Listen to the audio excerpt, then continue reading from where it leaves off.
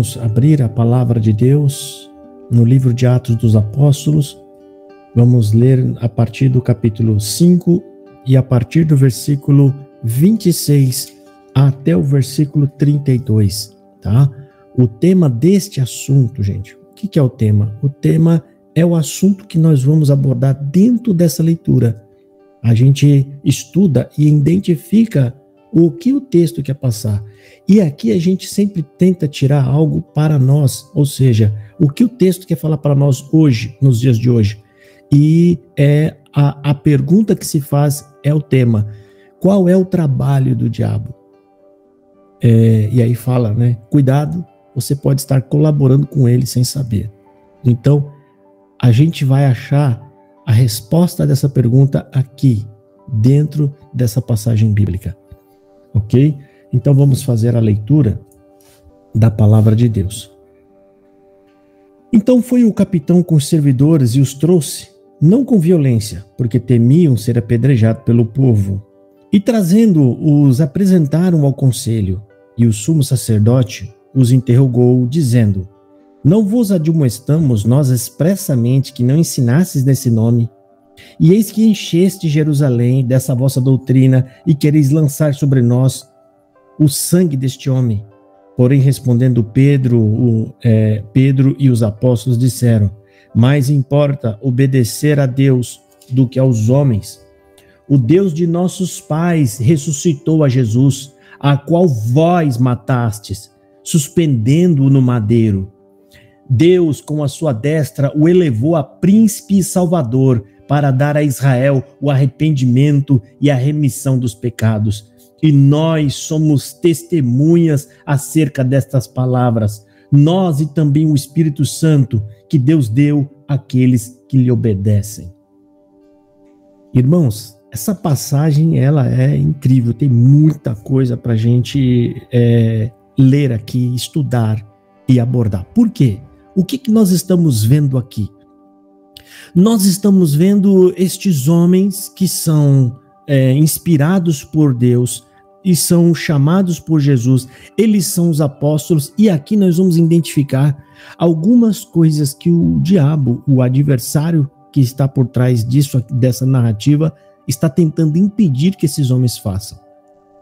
Porque a gente tem que entender uma coisa, irmão: o diabo não quer. Ele não veio para fazer você mentir. Ele não veio fazer para você fazer coisa errada. Porque isso já está dentro de nós. Isso é a natureza humana nossa. Ela já dá conta de fazer essas coisas. O homem, o diabo, ele não precisa fazer nada para que você vá parar no inferno. Ele não pode deixar que você encontre a salvação. Esse é o problema, que é o que nós vamos entender aqui, tá? Para você entender, irmão, que todas as mazelas e as maldades, ele não precisa colocar em nós, porque já está em nós. E uma das nossas lutas depois de convertido é trabalhar para que todos esses sentimentos pecaminosos, eles sejam mortificados dentro de nós. Eu vou ler aqui para vocês a passagem da carta do apóstolo Paulo aos Colossenses, no capítulo 3. A partir do versículo 5, olha o que Paulo diz: mortificai, ou seja, ele está pedindo para você mortificar dentro de você. O quê? Isso aqui, ó.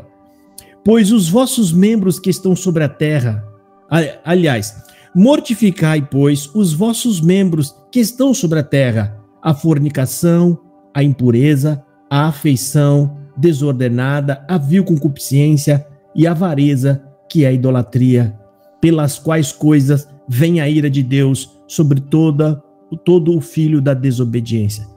Você viu que Paulo fala? Essas coisas estão em você e você precisa mortificar isso. Ou seja, você precisa fazer que isso morra dentro de você todos os dias. Então, qual é o trabalho do nosso adversário? Qual é o trabalho dele, então? O que ele está tentando fazer? Irmãos, ele não precisa fazer com que a gente se torne mal. Ele só não quer que você encontre a cura. Porque o próprio Senhor Jesus disse: eu não vim para condenar o mundo, eu vim para salvar o mundo. Por quê? Porque o mundo já está condenado.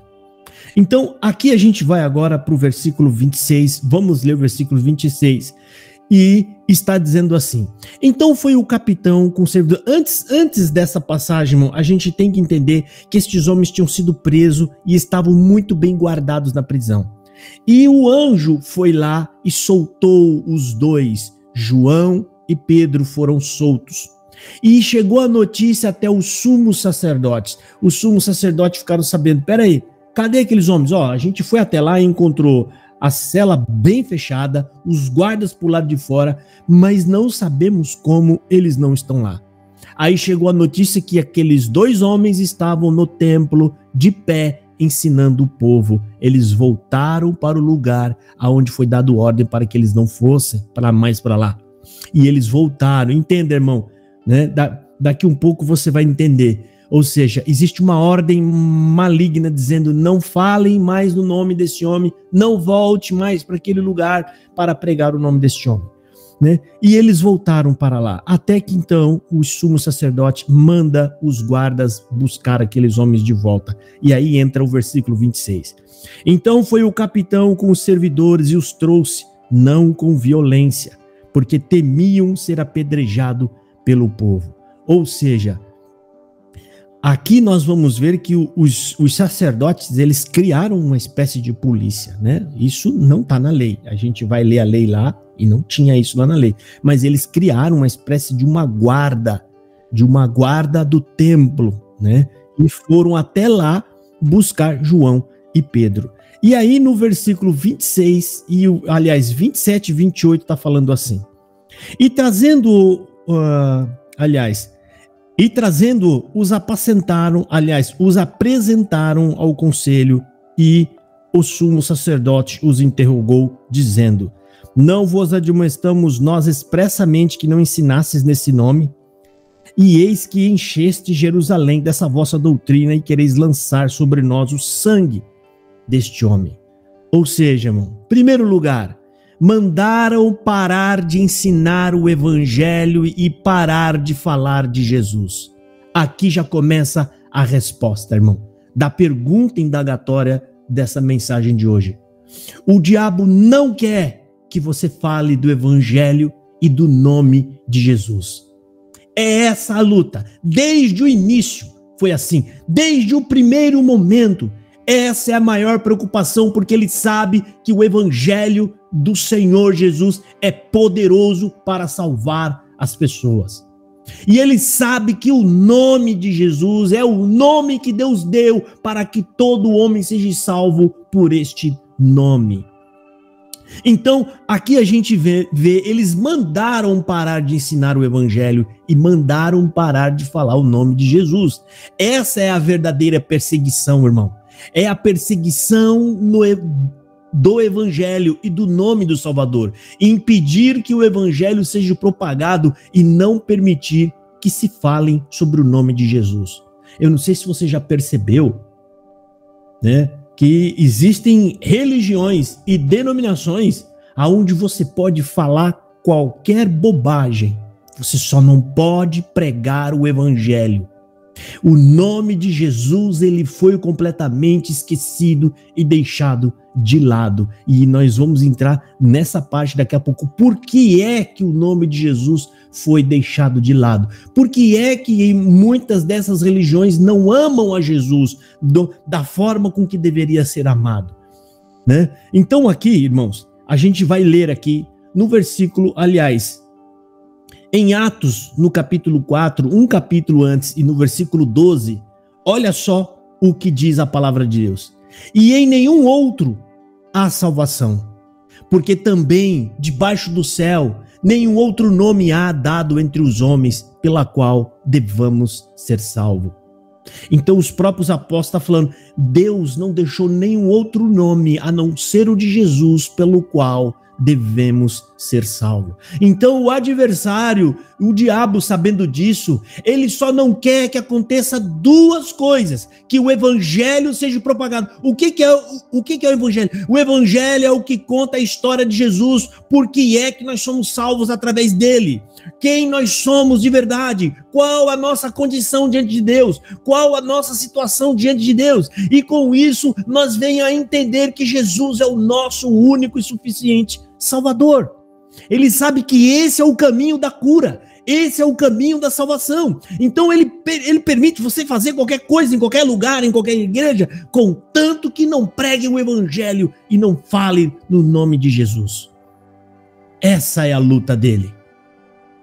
Essa é a maior luta dele. Ele vê uma pessoa numa igreja lá quietinha, uma pessoa é bonzinha, honesta, ele não está preocupado se a pessoa é honesta, ele não está preocupado se a pessoa não rouba, ele não está preocupado se a pessoa não fala palavrão. Isso para ele não quer dizer nada. Ele não quer que essa pessoa entenda o evangelho.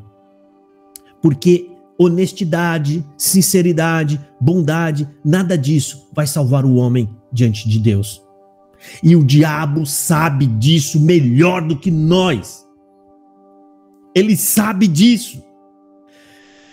Segundo lugar, essa doutrina que os apóstolos falaram aqui, aliás, os sacerdotes disseram aqui que vocês estão enchendo, né? Jerusalém está cheia dessa vossa doutrina e querem lançar sobre nós o sangue deste homem. Essa doutrina que ele fala aqui é o evangelho.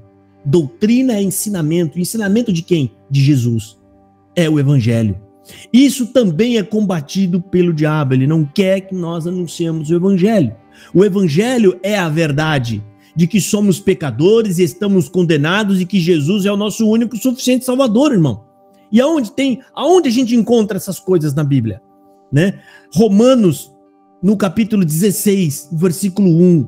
Aliás, Romano, capítulo 1, versículo 16, está falando assim: não me envergonho do evangelho, porque é o poder de Deus para a salvação de todo aquele que nele crê, primeiro do judeu, depois também do grego. Ou seja, esse verso bíblico está falando aonde que está o poder da nossa salvação? Está no evangelho. O evangelho é a história que conta o quão Deus nos amou e o quão Jesus amou o Pai a ponto de morrer por nós. E em 1 Coríntios, no capítulo 15, no versículo 1 e até o versículo 5, mas eu vou pegar só um trecho que fala assim: por meio deste evangelho, vocês são salvos. Por meio deste evangelho. Então entenda, irmão, entenda, nós devemos pregar o evangelho. É o evangelho aonde está o poder da salvação para os seus amigos, os seus parentes, os seus colegas. Ah, mas eu estou bem lá onde eu estou. Não importa se você está bem. Não importa se você está feliz. Se não tem evangelho e se você não entendeu, se lá o nome de Jesus não é propagado como o único nome pelo qual devemos ser salvos, você está condenado. Não há salvação fora disso. E aqui, em terceiro lugar, os sacerdotes foram acusados de assassinato e de perverter o juízo, recebendo falsas testemunhas. Os assassinos deveriam ser mortos e Jesus vingado pelos seus parentes. Ou seja, nós estamos fazendo a leitura aqui pela ótica da lei judaica. Gente, tudo o que aconteceu aqui está sendo falado, está sendo combatido ou julgado através da ótica da lei. Por isso a importância de nós lermos os 5 livros de Moisés e entender a lei. Segundo a lei, o que fala lá? Que não poderia receber falsas testemunhas. E se alguém fosse morto injustamente, a pessoa que matou deveria ser morto também. Era olho por olho, dente por dente. Então, quando esses dois homens, João e Pedro, olham para aqueles homens e falam na cara deles: vocês mataram um homem inocente e justo, eles estão chamando estes homens de assassinos e dignos de serem apedrejados e mortos. A afronta que esses dois fizeram ali era muito grande.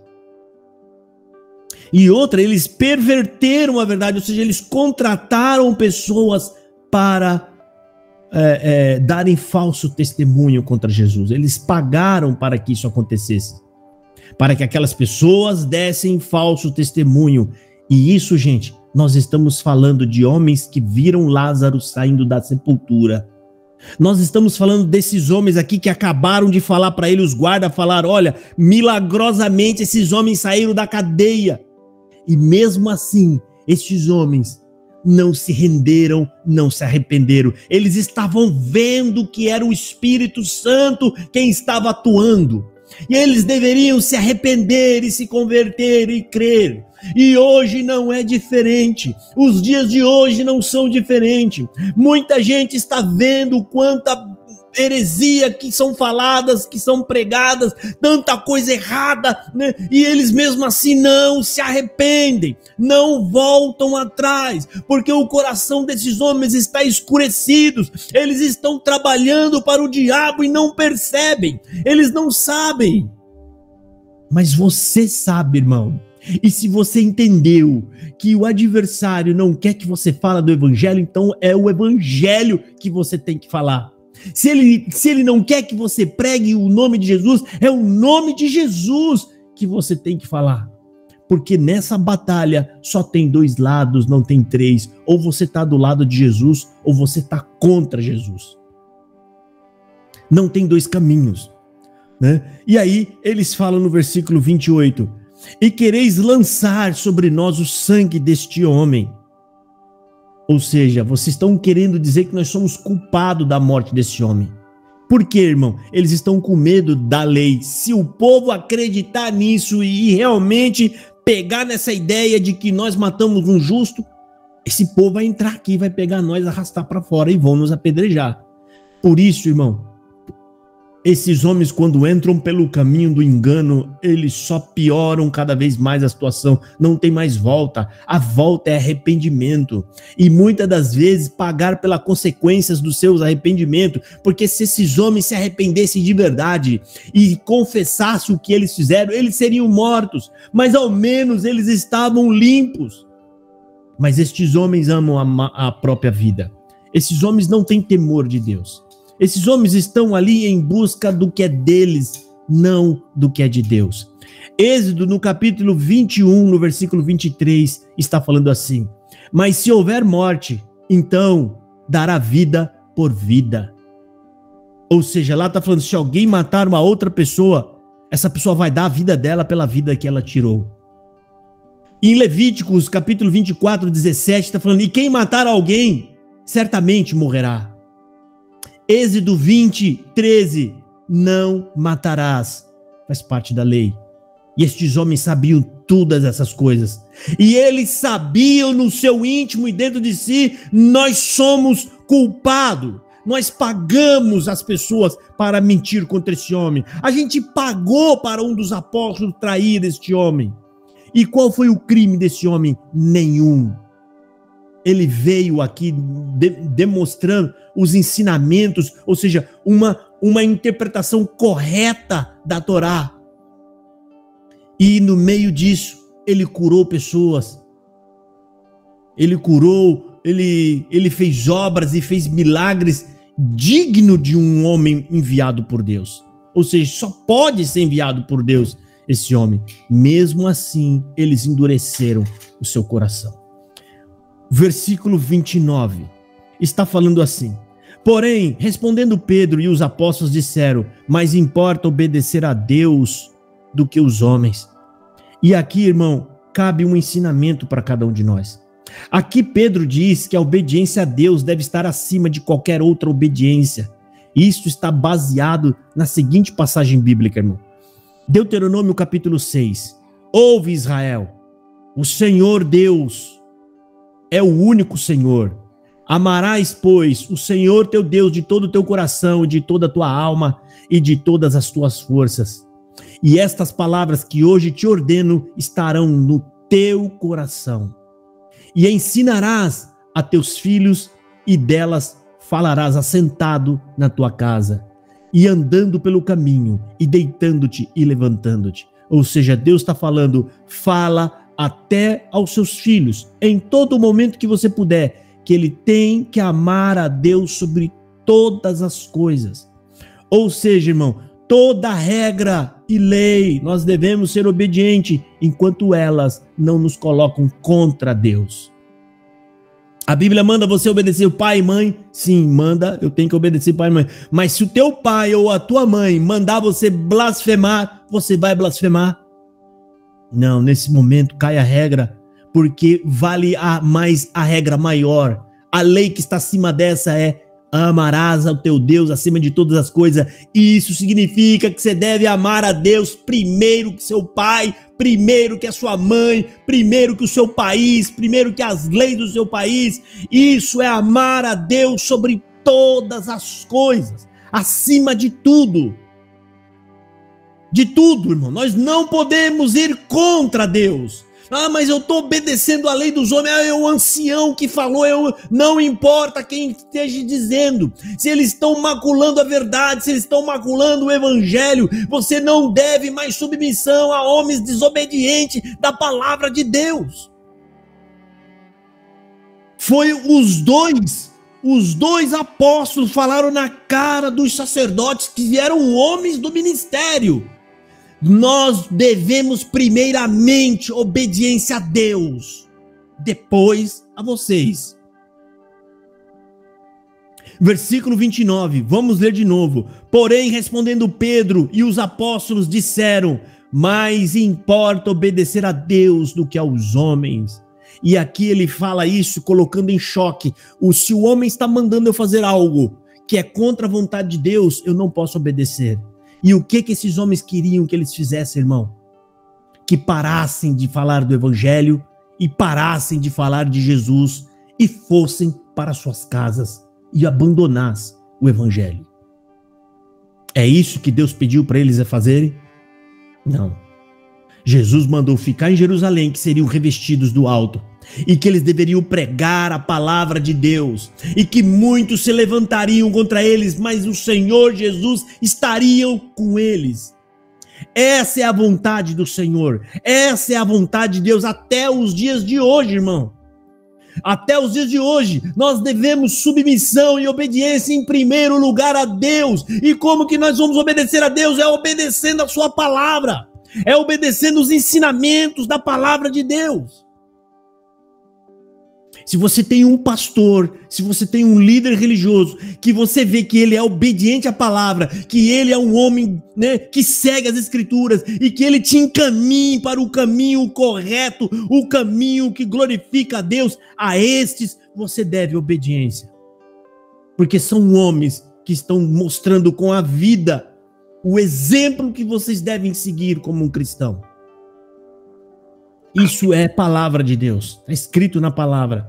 E aqui, irmão, né? A gente vai ouvir, portanto, você deve obedecer seu pai, irmão, e os príncipes, os governadores, a sua mãe, enquanto esses não se opõem a Deus e não os coloquem em oposição a Deus, do lado contrário a Deus.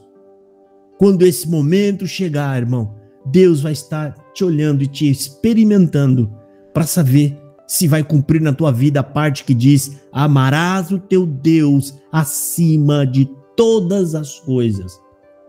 Um pastor seu fala, um homem obediente, aquele homem é um bom pastor. Se em algum momento ele te orientar a mentir, a enganar ou a fazer qualquer coisa de errado, ou te der algum conselho para não falar de Jesus, nesse momento cai a submissão. Você deve repreendê-lo. E você deve ficar com a palavra, você deve ficar com Cristo. Essas pessoas devem ser honradas e admiradas enquanto elas estiverem dentro da palavra de Deus. O parâmetro é a palavra. No versículo 30, está falando assim. Deixa eu virar a página. O Deus de nossos pais ressuscitou a Jesus, ao qual vós mataste, suspendendo-o no madeiro. Aqui, os apóstolos, além de chamá-los de assassino na cara deles, também reafirma que Jesus ressuscitou. Olha só, sabe aquele homem que vocês mataram? Inocentemente, vocês são assassinos. Esse homem ressuscitou. Sim, nós vimos esse homem ressuscitado. E o que eles estavam sendo proibidos de dizer a verdade às pessoas, que Jesus Cristo veio, morreu injustamente e saiu da sepultura andando no terceiro dia. É esse o evangelho que esses homens estavam propagando. E também combatendo a mentira. Porque esses próprios sacerdotes pagaram os guardas. Eles pagaram os guardas. Olha só o diabo trabalhando. Ó. O diabo falando, eu não posso deixar que as pessoas acreditem nisso. Eu não posso deixar que essas pessoas entendam que esse homem realmente era o Cristo, era o Messias. E que esse homem, ele saiu da sepultura, ele ressuscitou.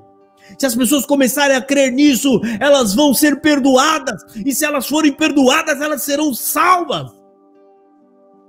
Essa é a grande luta do diabo, impedir que as pessoas conheçam a verdade, conheçam o evangelho verdadeiro. E os sacerdotes pagaram para isso. Mateus capítulo 28. E quando iam, eis que alguns dos guardas chegaram à cidade e anunciaram, os próprios guardas chegaram na cidade, anunciaram aos principais dos sacerdotes todas as coisas que havia acontecido. E o que era, irmão? Aí eles falam, e congregando eles com os anciões e tomando conselho entre si, deram muito dinheiro aos soldados. Olha, toma esse dinheiro aqui, ó. Pega esse dinheiro, não dá mais para esses homens. E se isto chegar aos ouvidos do presidente do Sinédrio, né? Nós o persuadiremos e vos poremos em segurança, ou seja, a gente vai proteger vocês. Deram dinheiro e ainda prometeram que iam proteger esses homens porque eles iam mentir. E eles receberam o dinheiro, fizeram como estava instruídos e foi julgado este dito. Aliás, esse dito está sendo dito até os dias de hoje entre os gentios. O que os sacerdotes mandaram dizer? Que os discípulos de Jesus foram lá de noite e roubaram o corpo dele. E muitos dos judeus acreditam nisso até o dia de hoje, irmão. Eles acreditam nisso. Essa é toda a verdade que o diabo não quer que as pessoas saibam e que as pessoas acreditam que aquele homem, Jesus Cristo, verdadeiramente é o Salvador. A morte dele é salvífica. A morte, se você crê na morte daquele homem, que ele morreu no seu lugar, você será perdoado dos seus pecados. A culpa será paga. O perdão vai entrar dentro de você, vai te transformar, vai fazer você uma pessoa mais alegre, mais feliz. Versículo 31.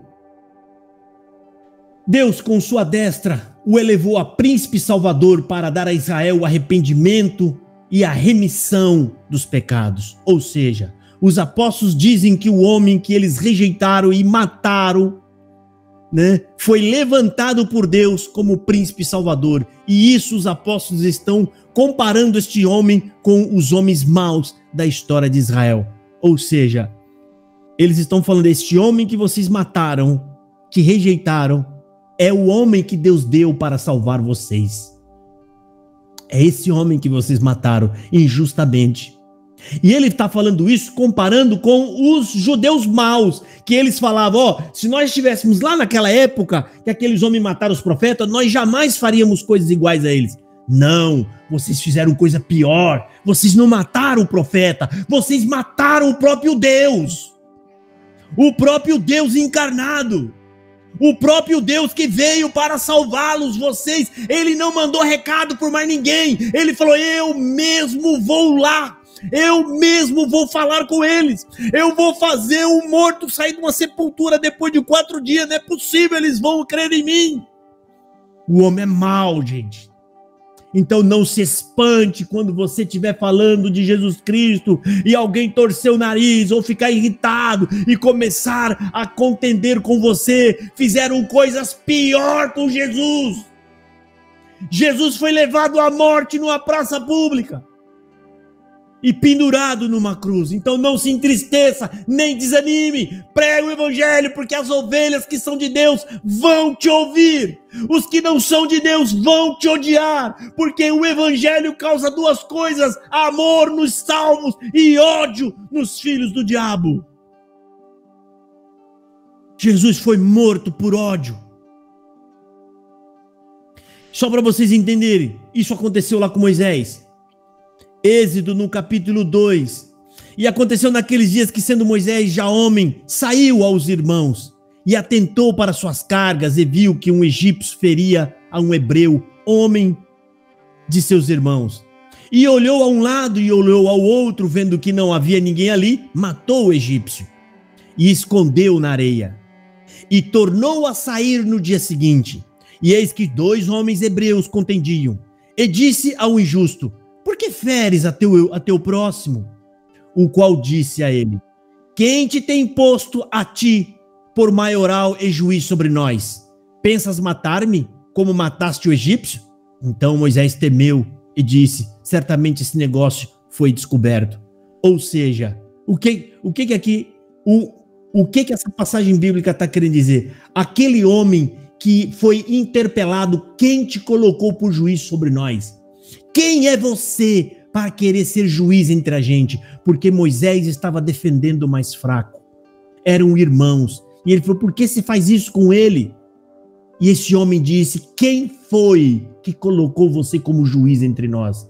Este homem que foi indagado, Moisés, que foi indagado e ridicularizado, foi o homem escolhido por Deus por juiz sobre Israel.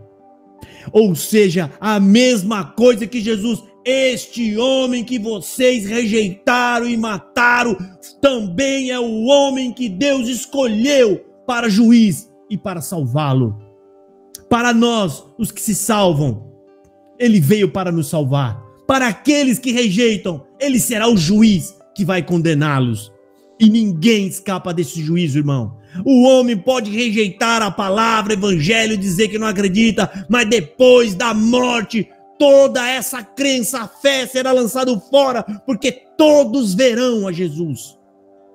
Todos verão a Jesus e terão que dar conta de suas vidas, o que fizeram com suas vidas. E no versículo 32 está falando assim: e nós somos testemunhas acerca dessas palavras, nós e também o Espírito Santo que Deus deu àqueles que lhe obedecem. Ou seja, os apóstolos aqui estão finalizando dizendo que são testemunhas, primeiro, da injustiça que Jesus Cristo sofreu, que do assassinato que foi feito e cometido pelo sumo sacerdote, e que era justo e que ressuscitou no terceiro dia. Eles se apresentam como testemunha de todas essas coisas e apontam diversas ilegalidades na maneira com que os sacerdotes procederam. Este homem, como a irmã escreveu ali, é o homem que nós devemos amá-lo. E você precisa entender o evangelho. Primeiro você precisa saber, só ele te salva. Quando você entender que só ele te salva, você não pode se salvar, você vai passar a admirar este nome. Admirando este nome, você vai começar a falar deste nome. Porque você vai começar a querer propagá-lo. Você quer falar de Jesus para mais pessoas. Você quer levar o evangelho de Jesus a outras pessoas para que elas possam se sentir salvas, como vocês também estão se sentindo. Em Êxodo, no capítulo 23, lá fala para não admitir boatos, que foi mais uma ilegalidade que aqueles homens sacerdotes, que eram peritos na lei, admitiram. No versículo 1 fala, Êxodo 23, não admitirás falsos boatos e não porás a tua mão com o ímpio para ser testemunha falsa. Olha, irmão, quanta ilegalidade dentro da lei esses homens quebraram para matar Jesus. E eram homens que deveriam ser os mais justos, os amantes da lei. Porque tem muita gente que parece crente e cristão, irmão, mas as suas obras são más. São pessoas que não temem a Deus, não amam a tua palavra. Eles amam as obras que eles fizeram, coisas criadas pelas suas próprias mãos. Êxodo no capítulo 20 também fala, não darás falso testemunho contra o teu próximo. E aí nós voltamos a fazer a pergunta, irmão. A pergunta da mensagem de hoje. Depois de todas essas partes que a gente acabou de explanar, esses versos mostrando que o diabo está perseguindo aqueles que pregam a verdade, e ele O objetivo dele é dois, é que o evangelho não seja propagado e o nome de Jesus seja esquecido. Então a gente volta a fazer a pergunta: qual é o verdadeiro trabalho do diabo? Você pode estar colaborando com ele sem você saber. Ou seja, se a gente não prega o evangelho e a gente não fala que Jesus é o único suficiente Salvador, você está simplesmente fazendo exatamente o que o diabo quer, que você não fale sobre essas coisas.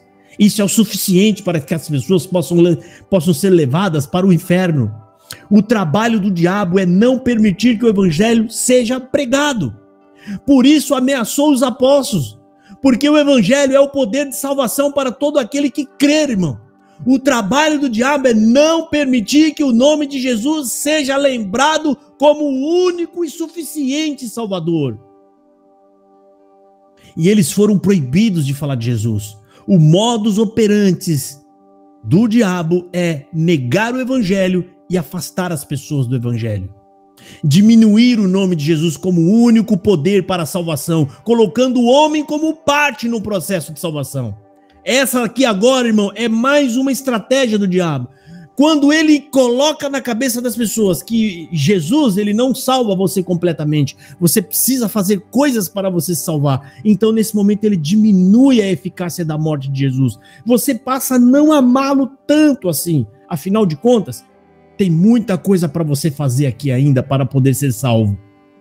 Eu tenho que congregar todo o culto, eu tenho que ser fiel até o fim, até a morte, né?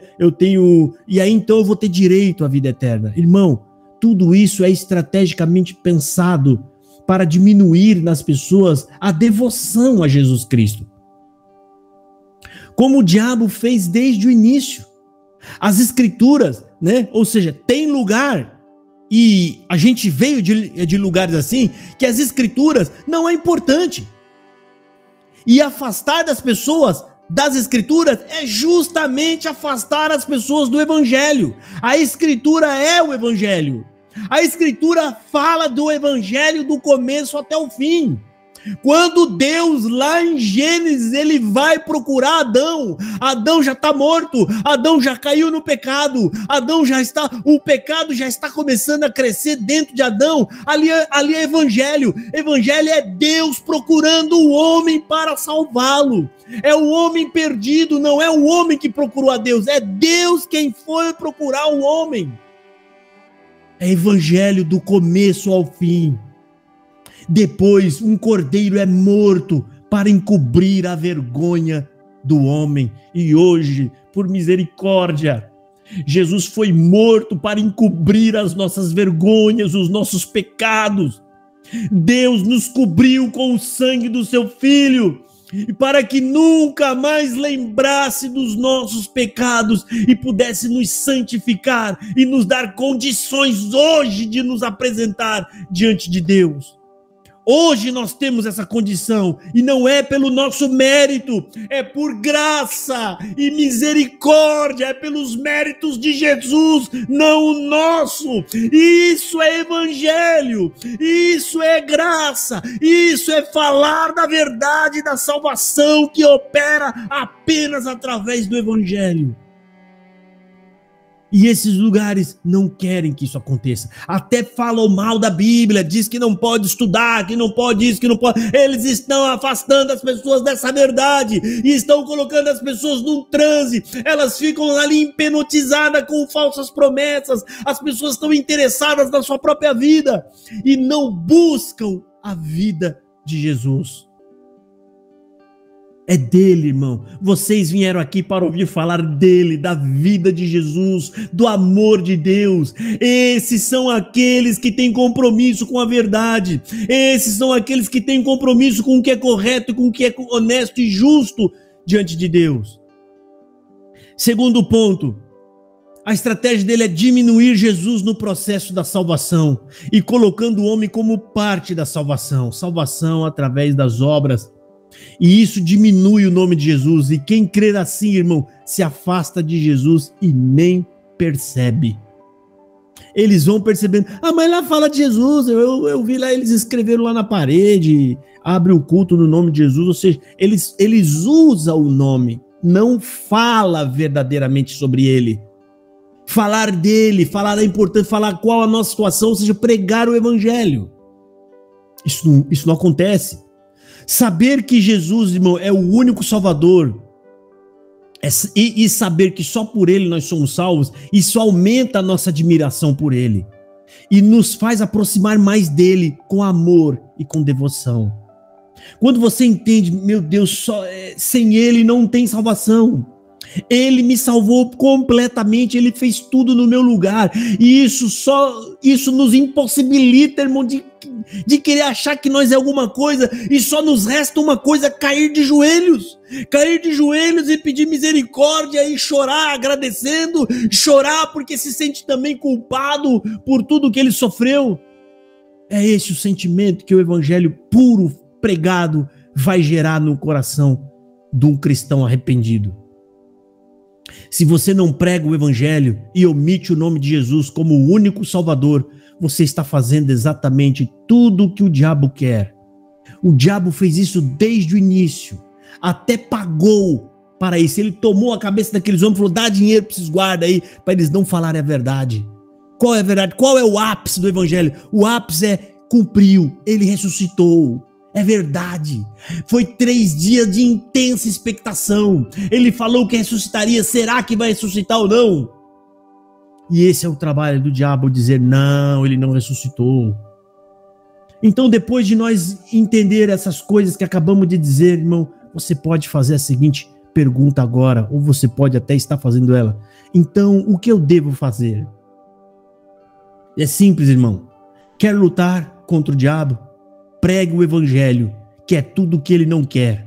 Anuncie Jesus como o único suficiente Salvador, que essa é a derrota dele e a salvação dos homens, porque até o diabo sabe, irmão, que o nome de Jesus é poderoso para a salvação de todo aquele que nele crê. E para a pessoa crer nele, precisa ouvir e entender o quão importante é Jesus para a nossa salvação, irmão. Atos, no capítulo 2, o versículo 10 está falando o seguinte: seja conhecido de vós todos e de todo o povo de Israel, que em nome de Jesus, o Nazareno, aquele a quem vós crucificaste e a quem Deus ressuscitou dentre os mortos, e em nome desse é que está, em que as coisas estão diante de vós. Ele é a pedra que foi rejeitada por vós, os edificadores, a qual foi posta por cabeça de esquina, e em nenhum outro há salvação, porque também debaixo do céu nenhum outro nome há dado entre os homens pelo qual devamos ser salvos, senão pelo nome de Jesus Cristo. Aqui o apóstolo encerra dizendo: essa é a mensagem que Jesus quer que nós levemos. Aquele homem santo que vocês mataram, e ele ressuscitou no 3º dia, e agora Deus deu a ele como o nosso único caminho de salvação. Não existe outro nome, outro modo, outra maneira de se chegar a Deus que não for através da sua humilhação diante da cruz de Jesus como seu Salvador. Aqui todo homem é convocado para se arrepender, irmão, e se humilhar e diminuir diante da cruz. E que esta pregação possa abrir o seu entendimento para que você entenda o quão importante é essas duas coisas: falar do evangelho, da morte e da ressurreição de Jesus, explicar às pessoas que não há salvação se não for por ele, e a salvação nele é completa. Não pode macular o evangelho dizendo: se você acrescentar qualquer coisa à salvação, você maculou o evangelho. Essa é a salvação única e perfeita, irmão. E ela é tão perfeita que o homem tem dificuldade de aceitar isso, irmão. Como assim? Eu não tenho que fazer nada, eu tenho que fazer alguma coisa? Não, meu querido. Você não tem condição de fazer absolutamente nada. Nenhuma condição. O que Deus te deu é: creia e receba o Filho de Deus como seu Salvador. João apontou para ele alegre, entusiasmado. Ele apontou para Jesus quando estava andando e se aproximando dele: eis aí o Cordeiro de Deus que tira o pecado do mundo. Eis aí o Cordeiro que tira o pecado do mundo. Ou seja, Jesus é suficiente para remover todo o pecado de nós, irmão, daquele que ama, adora e teme a Deus. Né? Então, irmãos, a gente deve se esforçar para continuar pregando o evangelho. Entenda uma coisa, irmão, você está levando uma mensagem que o mundo não quer, o mundo não gosta, o mundo se irrita. Então não acha que você vai levar o evangelho e vai ser bem recebido, vai ser bem aceito, as pessoas vão gostar de você. Não, isso não aconteceu com Jesus, nem com os apóstolos, e nem com ninguém, e nem conosco vai ser assim também. Leve o evangelho e não negue a Jesus, não omita o nome dele. Muitos vão te deixar, alguns vão te rejeitar, mas muitos outros serão alcançados pela graça e pela salvação, irmão. Outros serão alcançados, e o nosso trabalho é esse. O nosso trabalho é propagar essa mensagem, levar este evangelho de salvação que é poderoso para todo aquele que se entregar ao nome de Jesus. Essa é a mensagem de Deus por esta palavra do dia de hoje. Deus abençoe a todos. Amém. Amém. Glória a Deus. Glória a Jesus. Glória a Jesus. Glória a Jesus. Glória a Jesus. Agora nós vamos fazer oração de agradecimento desse culto maravilhoso, dessa palavra. Alguém tem a palavra de oração? Pode falar.